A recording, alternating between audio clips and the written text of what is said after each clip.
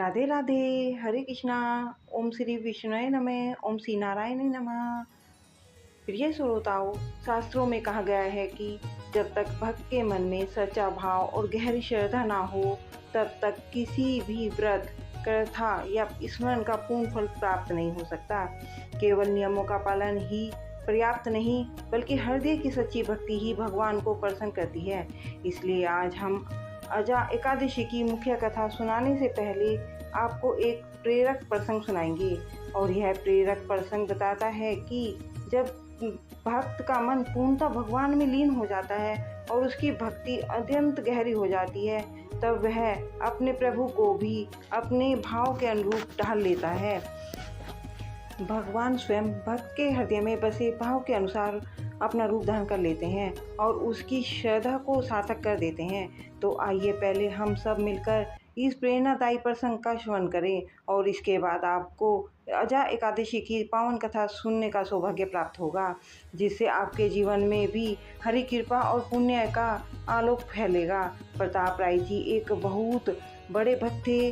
उनका कुल परंपरा से कर्ज देने का व्यापार था, यानी वह दूसरे लोगों को कर्ज दिया करते थे। लोग उनके यहाँ पर स्वर्ण आभूषण आदि रखकर पैसे ले जाया करते और बाद में ब्याज सहित मूलधन देकर अपने आभूषण वापस ले जाते। प्रताप राय जी निरंतर नाम जप और भगवत आराधना में मगन रहते। धर्म और ईमानदारी से व्यापार करने से उन्हें बहुत धन और संपत्ति प्राप्त हुई। वह उससे संतों की सेवा और भंडारे आदि आयोजित करते थे। उनका बढ़ता यश देखकर लोग उनसे ईर्ष्या करने लगे और मिलकर उनके विरुद्ध योजना बनाने लगे। भगवान ही लोगों के हृदय में जलन उत्पन्न करके अपने भक्त की परीक्षा लेते हैं। वहाँ के काजी और 3 लोगों ने मिलकर प्रताप राय जी को नष्ट करने का और उनके व्यापार में उन्हें नुकसान पहुंचाने का निश्चय किया। अगले दिन उनमें से एक व्यक्ति उनके यहाँ कर्ज लेने गया। उसने पत्थरों से भरी एक झोली देकर कहा कि उसे उसकी बेटी की शादी के लिए 10,000 मुद्राएं चाहिए। प्रताप राय जी ने जब कुछ गिरवी रखने के बारे में पूछा तो उसने वही झोली दिखाते हुए इशारा किया कि इसमें स्वर्ण आभूषण है। प्रताप राय जी उस पर विश्वास करते हुए बोले, सामने पड़े हुए बक्से में यह झोली रख दो और धन ले जाओ और ब्याज सहित वापस करके वहीं से झोली ले जाना। थोड़ी देर के बाद 2 और लोग आए और ऐसे ही कंकड़ों से भरी झोली के बदले प्रताप राय जी से स्वर्ण मुद्राएं लेकर चले गए। 5 दिन बाद तीनों एक एक करके वापस आए और ब्याज सहित धन लौटाने लगे।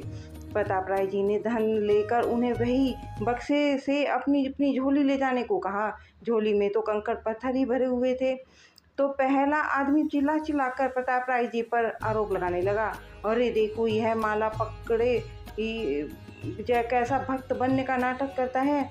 मेरी झोली से आभूषण निकालकर कंकड़ पत्थर भर दिए। लोगों ने सुना तो आश्चर्यचकित होने लगे। इतने में बाकी दोनों भी आकर अपनी अपनी झोली में पड़े कंकड़ पत्थर सबको दिखाने लगे। अब तो वहाँ हाहाकार मच गया। तीनों की बातें सुनकर अब तो सभी को विश्वास हो गया कि हो न हो यह प्रताप राय जी तो सच में पाखंडी हैं। और अब सबका विश्वास उन पर उठ गया, क्योंकि उन्होंने सोचा कोई एक झूठ बोलेगा तो झूठ बोलेगा, लेकिन इतने सारे लोग तो झूठ नहीं बोल सकते कि आभूषण के बदले कंकड़ पत्थर वापस लौटाए। अब वहाँ का काजी जिसने मिलकर यह योजना बनाई थी, वो भाषा के पास गया और प्रताप राय को दंड दिलाने की बात करने लगा। आदेश हुआ कि प्रताप राय जी को बंदी बना लिया जाए और उनकी सारी संपत्ति जब्त कर ली जाए। प्रताप राय जी संपत्ति जब्त होने की बात जानते ही अपनी पत्नी से बोले, ठाकुर जी को लेकर तुरंत अपने मायके चली जाओ। उनका भोग पूजा आदि नहीं रुकना चाहिए। उनको बचाओ, हम तो जेल में जैसा कष्ट आएगा भोग लेंगे। प्रताप राय जी की पत्नी ने ऐसे ही किया। उधर बादशाह के सैनिकों ने प्रताप राय जी की सारी संपत्ति जब्त कर ली और उन्हें बंदी बनाकर जेल में डाल दिया। प्रताप राय जी को संपत्ति की कोई चिंता नहीं थी। उन्हें चिंता थी तो केवल अपने ठाकुर जी की और उनकी सेवा की।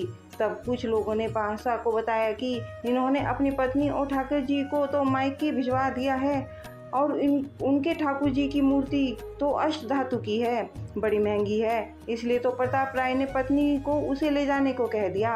अब वह बादशाह को पता चला तो बादशाह ने उनकी पत्नी को ही मायके से ठाकुर जी सहित बंदी बना लाने का आदेश दे दिया। अब सैनिकों ने उनकी पत्नी को भी जेल में डाल दिया और ठाकुर जी को संपत्ति मानकर बाकी सामान के साथ गोदाम में बंद कर दिया। प्रताप राय जी पत्नी को हथकड़ियों में देखकर सब कुछ समझ गए। वह एकांत भाव होकर भगवान से प्रार्थना करने लगे, प्रभु आज तक आपसे कुछ नहीं मांगा, ना ही कभी कोई शिकायत की, पर आज आपको गोदाम में बंद कर दिया गया है, जहाँ पर हम आपको ना तो भोग ही लगा सकते हैं और ना ही आपकी कोई सेवा ही कर सकते हैं। हम आपको अपने प्राणों से भी अधिक प्यार करते हैं और आपको हो रहा यह कष्ट हमें सहन नहीं हो पा रहा। कुछ उपाय कीजिए प्रभु, जिससे आपको भोग लगाना ना रुके, नहीं तो मैं जीवित नहीं रह पाऊंगा। अगर आपकी भोग की व्यवस्था यहीं हो जाए तो चाहे आप हमें आजीवन जेल में रखिए, हमें कोई परवाह नहीं। भगवान प्रताप राय जी का यह भाव देखकर बहुत प्रसन्न हुए कि इस स्थिति में भी इसे मेरी चिंता है। पत्नी सहित बंदी बना लिए गए, इतना अपमान हुआ, सारी संपत्ति जब्त हो गई, फिर भी मेरे भोग की ही चिंता है। तत्काल भगवान ने उनका समर्पण देखते हुए अपना साक्षात्कार उन्हें कराया। प्रभु ने उन्हें जेल में ही दर्शन दिए।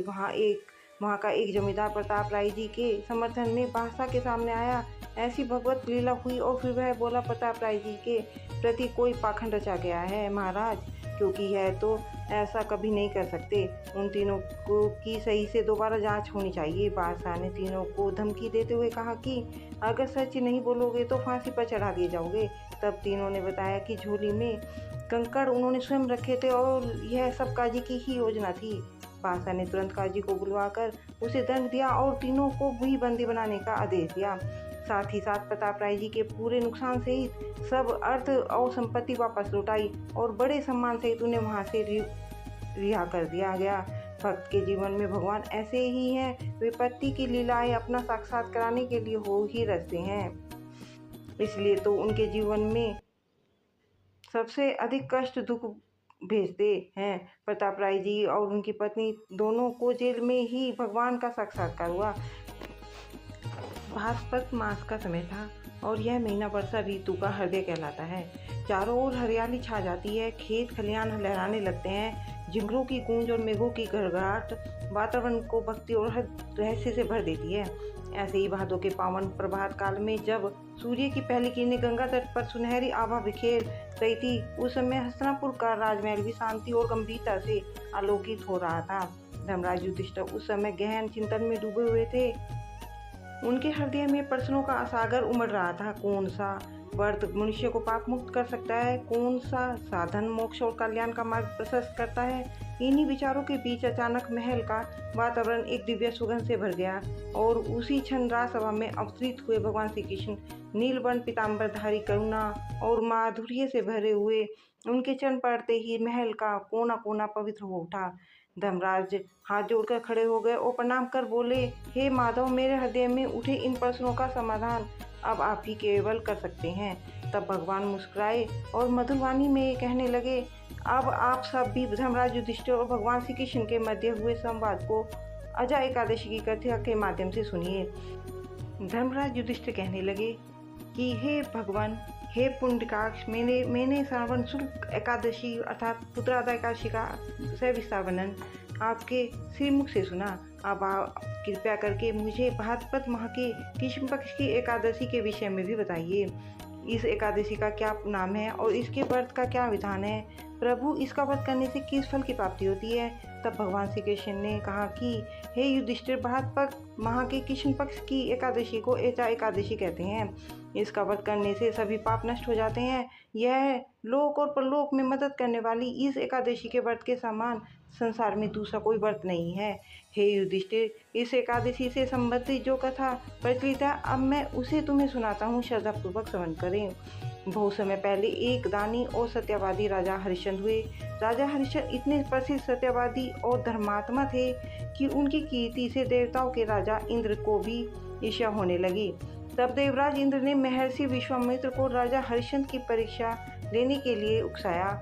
इंद्र के कहने से महर्षि विश्वामित्र जी ने राजा हरिश्चंद्र को योग बल से ऐसा स्वप्न दिखलाया कि राजा स्वप्न में ऋषि को सब राज्य दान कर रहे हैं। दूसरे दिन महर्षि विश्वामित्र अयोध्या आए और अपना राज्य मांगने लगे।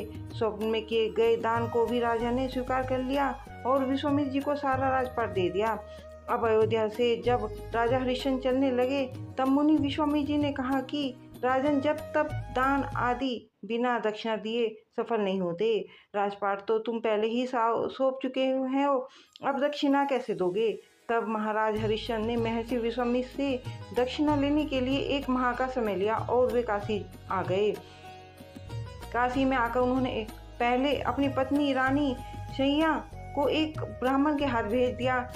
राजकुमार रोहितास छोटा बालक था। प्रार्थना करने पर ब्राह्मण ने उसे अपनी माता के साथ रहने की आज्ञा दे दी और स्वयं अपने आप को राजा हरिश्चंद्र ने एक चांडाल के हाथों भेज दिया। इस प्रकार राजा हरिश्चंद्र ने ऋषि विश्वामित्र को 1000 मोहरे दक्षिणा में दे दी। अब महारानी सैया ब्राह्मण के घर में दासी का काम करने लगी। चांडाल के सेवक होकर राजा हरिश्चंद्र शमशान घाट की चौकीदारी करने लगे। राजा हरिश्चंद्र शमशान में मृतकों के परिजनों से दाह संस्कार के बदले कर वसूली लेने का काम करते थे। कई बार उनके सामने धर्म संकट की स्थिति भी बनी, लेकिन वे सत्य और कर्तव्य के मार्ग से बिल्कुल भी विचलित नहीं हुए। फिर एक दिन शमशान भूमि की तरफ गौतम ऋषि आ गए। राजा ने उस ऋषि को प्रणाम किया। गौतम ऋषि ने कहा कि राजन, किसी पूर्व जन्म के पाप के कारण आपकी यह दशा हुई है। यदि तुम भाद्र पक्ष कृष्ण पक्ष की एकादशी को व्रत करो और अजय एकादशी व्रत की कथा सुनो तो तुम्हारा इसी स्थिति से उद्धार हो जाएगा। राजा ने ऋषि की बात मानी और अजय एकादशी का व्रत करने लगे। एक दिन राजकुमारी रोहितास ब्राह्मण की पूजा के लिए फूल चुन रहा था कि उसे एक सांप ने डस लिया। सांप का विष झटपट राजकुमार के शरीर में फैल गया और राजकुमार रोहितास धरती पर गिर पड़ा। उसकी माता महारानी शैया को अब ना कोई धीरज बंधाने वाला था और ना ही उनके पुत्र की देह को शमशान पहुंचाने वाला था। तब रानी शैया रोती बिलखती पुत्र के शव को लेकर शमशान में पहुंची तो पुत्र के शव को देखकर राजा हरिश्चंद्र का कलेजा भर आया, क्योंकि उस समय राजा शमशान घाट में मृतकों को शव का दाह संस्कार करने का काम किया करते थे। इसलिए अपनी पत्नी से अपने पुत्र की मृत्यु का सारा वृतांत सुनकर राजा हरिश्चंद्र ने कहा कि रानी, इस समय मैं अपने कर्तव्य में बंधा हुआ हूँ। जो भी यहाँ दाह संस्कार के लिए आता है उसे कर के रूप में कुछ न कुछ देना ही पड़ता है। अब रानी के पास तो देने के लिए कुछ भी नहीं था। राजा हरिश्चंद्र को बड़ा दुख हुआ, किंतु वे अपने धर्म पर स्थिर बने रहे। दोनों ही इस दुख की बड़ी घड़ी में भगवान को याद कर रहे थे। जब राजा हरिश्चंद्र ने अपनी पत्नी को दाह संस्कार नहीं करने दिया तब रानी ने अपनी आधी साड़ी चीर कर राजा हरिश्चंद्र को कर के रूप में दे दी। भगवान भी यह सब कुछ देख रहे थे। तब राजा हरिश्चंद्र की कर्तव्य पायनता को देखकर वहाँ भगवान नारायण, देवराज इंद्र, धर्मराज आदि देवता और महर्षि विश्वामित्र प्रकट हो गए। उन्होंने उनके मृत पुत्र को फिर से जीवित कर दिया और राजा हरिश्चंद्र को उनका खोया हुआ राजपाट भी वापस लौटा दिया। तो इस प्रकार अजय एकादशी व्रत के पुण्य के प्रभाव से राजा हरिश्चंद्र के समस्त दुखों का निवारण हो गया। सत्य के प्रभाव से राजा हरिश्चंद्र महारानी सैया के साथ भगवान के धाम में चले गए। महर्षि विश्वामित्र ने राजकुमार रोहितास को अयोध्या का राजा बना दिया। भगवान श्री कृष्ण कहते हैं कि हे राजन, यह सब अजय एकादशी के प्रभाव से ही हुआ। इसलिए जो मनुष्य यत्न के साथ विधि पूर्वक इस व्रत को करते हुए रात्रि जागरण करते हैं उनके समस्त पाप नष्ट होकर अंत में वे स्वर्ग लोक को प्राप्त होते हैं। इस प्रकार महल में उपस्थित सभी पांडवों ने अजय एकादशी कथा का श्रवण किया और उनके हृदय में भी श्री हरि भक्ति का प्रकाश भर गया। युधिष्ठिर महाराज ने हाथ जोड़कर कहा, हे माधव, आज आपने मेरे मन के संशय दूर कर दिए और धर्म का वास्तविक मार्ग दिखा दिया। प्रिय श्रोताओं, अजय एकादशी की कथा श्रवण करने मात्र से ही पाप नष्ट होते हैं और पुण्य की प्राप्ति होती है। आइए हम सभी मिलकर ये प्रार्थना करें कि भगवान श्री हरि, विष्णु और श्री कृष्ण की कृपा से हम सभी के जीवन में धर्म, प्रेम और कल्याण का संचार हो। हरे कृष्ण हरे राम। अब सुनिए कारस माता की कथा। एक बार देवऋषि नारद जी बैकुंठ लोक को गए। वहाँ उन्होंने भगवान श्री नारायण जी को प्रणाम किया। फिर नारद जी ने श्री हरि से कहा, प्रभु, आप धरती पर आपका प्रभाव कम हो रहा है। धर्म पर चलने वालों को कोई अच्छा फल नहीं मिल रहा।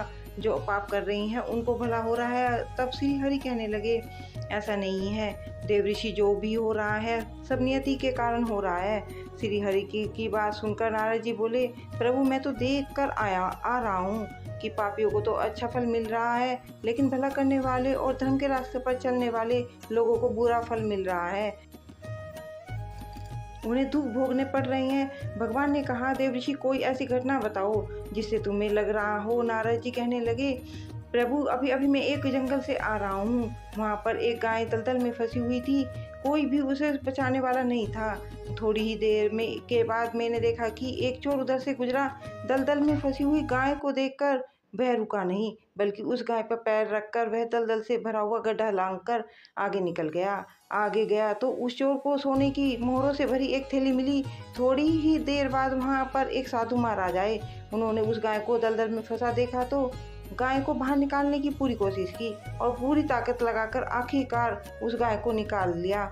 गाय को बाहर निकालने के प्रयास में वह साधु महाराज खुद दलदल में लथपथ हो गए थे। तब जब वह साधु महाराज आगे बढ़े तो एक गड्ढे में गिर गए और उन्हें चोट लग गई। प्रभु अब आप ही बताइए, यह कौन सा न्याय है। नारद जी की पूरी बात सुन लेने के बाद श्री नारायण बोले, देवऋषि यह सही ही हुआ। जो चोर गाय पर पैर रखकर भाग रहा था, उसकी किस्मत में तो एक खजाना था, लेकिन उसके इस पाप के कारण उसे केवल कुछ मोहरें ही मिल पाई।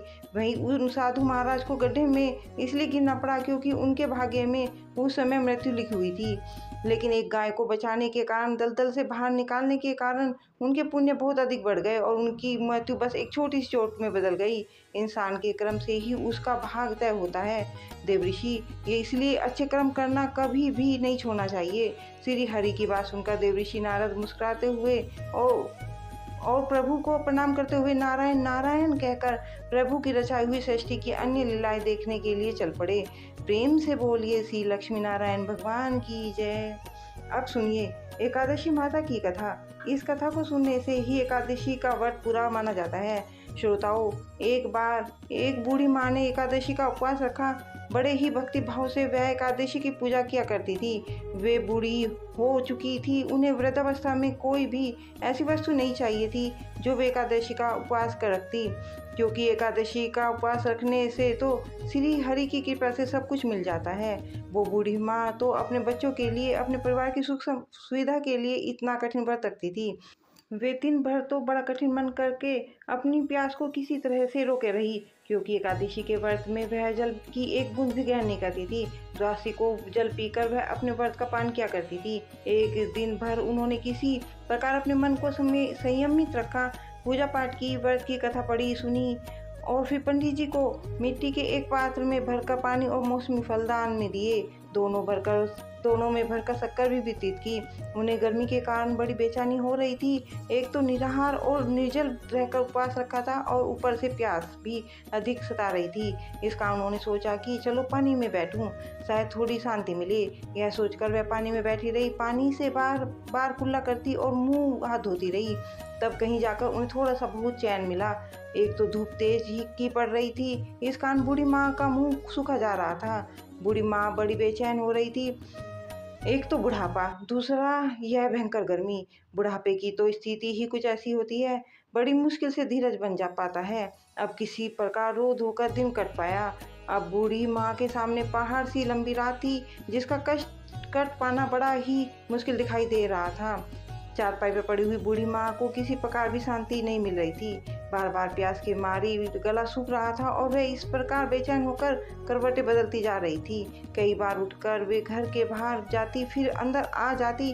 न उन्हें घर के अंदर शांति मिल रही थी और न ही बाहर। वे पड़ी पड़ी एकादशी माता को याद करती रही और मन में ध्याती रही कि हे माता, आप मेरी लाज रखिएगा, आप ही मुझे शक्ति दीजिएगा ताकि मैं भली भांति आपका व्रत कर सकूं और यह पहाड़ सी रात सुकून से बीत जाए।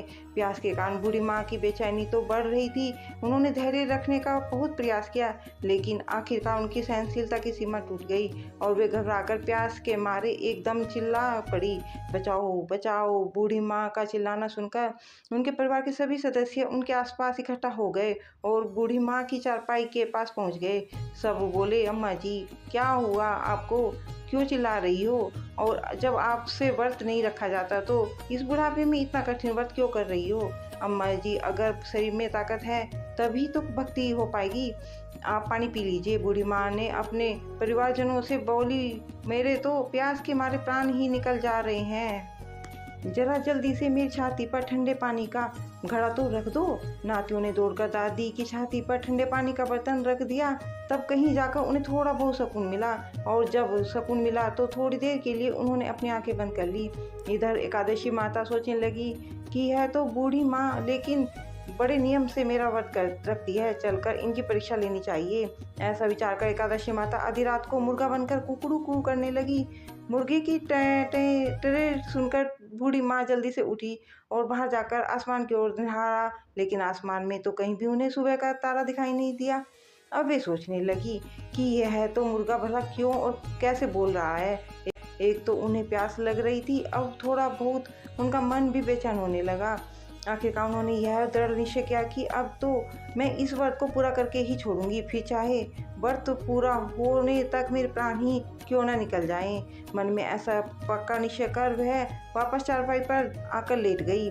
थोड़ी ही देर में के बाद एकादशी माता ने उनकी फिर से परीक्षा लेना चाही तो वह एक छोटी सी कन्या का रूप धरकर गिलास में मीठा पानी लेकर उनके सिरहाने खड़ी हो गई और जोर से बोली, दादी जी, सवेरा हो गया है, अब आप हाथ मुंह धोकर शरबत पी लीजिए। पहले तो शरबत का भरा हुआ गिलास देखकर बूढ़ी माँ का मन ललचाने लगा।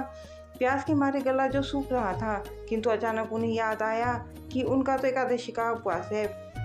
फिर उन्होंने सोचा कि अभी तो वे किसी भी तरह से शरबत नहीं पी सकती, और फिर वे चुपचाप वापस अपनी चारपाई पर लेट गई। जैसे ही उनकी आंखें लगी तभी उन्हें एहसास हुआ कि मानो किसी ने उन्हें पानी से भरे हुए कुएं में पटक दिया हो।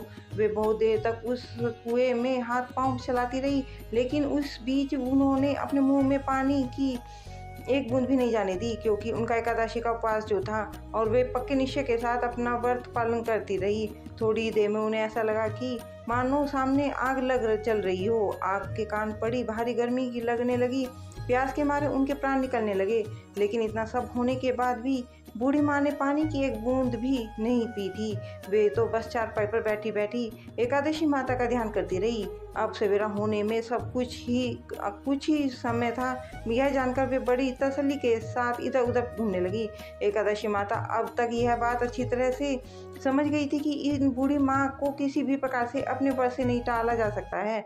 उनके सत्यव्रत को भली भांति समझ गई थी। अब सवेरा हो गया तो बूढ़ी माँ ने स्नान किया, भगवान श्री हरि का पूजन किया, फिर एकादशी माता की कथा सुनी, ब्राह्मणों को दक्षिणा देकर भोजन कराया।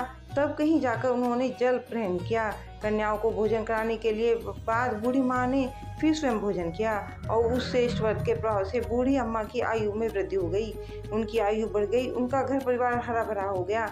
अब उनके घर में किसी भी चीज़ की कोई अभाव नहीं था। उनका घर हर प्रकार से सुख साधनों से भर गया। नाती नातिन से उनका घर भर गया, और वे उसी दिन से 12 महीने की एकादशी का व्रत करने लगी। एकादशी माता के व्रत के पुण्य के प्रताप से इस संसार में हर प्रकार के सुख भोग कर वह बूढ़ी माँ अंत में भगवान श्री हरि के धाम को चली गई। जैसे एकादशी माता ने उन बूढ़ी माँ को और उनके परिवार को हरा भरा किया। हे एकादशी माता, हम सभी की मनोकामनाएं पूर्ण कीजिएगा। ये कथा समाप्त हुई। प्रेम से बोलिएगा ग्यास माता की जय, श्री विष्णु भगवान की जय, श्री नारायण भगवान की जय, एकादशी माता की जय, अजा एकादशी की जय। सुनिए ग्यास माता की आरती। ओम जय एकादशी माता मैया, जय एकादशी माता, विष्णु पूजा व्रत को धारण कर शक्ति मुक्ति पाता। ओम जय एकादशी माता, तेरे नाम की नाऊं देवी, भक्ति प्रदान करनी, गण गौरव की देनी माता, शास्त्रों में वरनी। ओम जय एकादशी माता, मार्गशीर्ष के कृष्ण पक्ष की उत्पन्ना, विश्वतारिणी जन्मी, शुक्ल पक्ष में हुई मोक्षदा, मुक्तिदाता बन आई। ओम जय एकादशी माता। पौष के कृष्ण पक्ष की सफला नामक है। शुक्ल पक्ष में होए पुत्रदा आनंद अधिक रहे। ओम जय एकादशी माता नामी षष्ठ तिला माघ मास में कृष्ण पक्ष आवे। शुक्ल पक्ष में जया कहावे विजय सदा पावे। ओम जय एकादशी माता विजय फागुन कृष्ण पक्ष में शुक्ल अमल की। मोचिनी कृष्ण पक्ष में चैत्र महाबली की। ओम जय एकादशी माता चैत्र शुक्ल में नामिका मिदा धन देने वाली।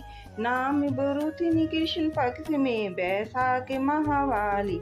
ओम जय एकादशी माता शुक्ल पक्ष में होए मोहनी अपराजेष्ठ कृष्ण पक्षी। नामी निर्जला सब सुख करनी शुक्ल पक्ष रखी। ओम जय एकादशी माता योगिनी नामी आषाढ़ में जानो कृष्ण पक्ष करनी। देव श्यानी नामी कहाओ शुक्ल पक्ष धरनी। ओम जय एकादशी माता कामिका श्रवण मास में आवे कृष्ण पक्ष कहे। सावन शुक्ल होए पवित्र आनंद से रहे। ओम जय एकादशी माता अजा भाद्रपत्र कृष्ण पक्ष की परिवर्तनी शुक्ला। इंद्र अश्विन कृष्ण पक्ष में व्रत से भवसागर निकला। ओम जय एकादशी माता पाम्पकुशा है शुक्ल पक्ष में आप हारनहारी। रमा मास कार्तिक में आवे सुख भारी। ओम जय एकादशी माता देवी उठानी शुक्ल पक्ष की दुख नाशक मैया।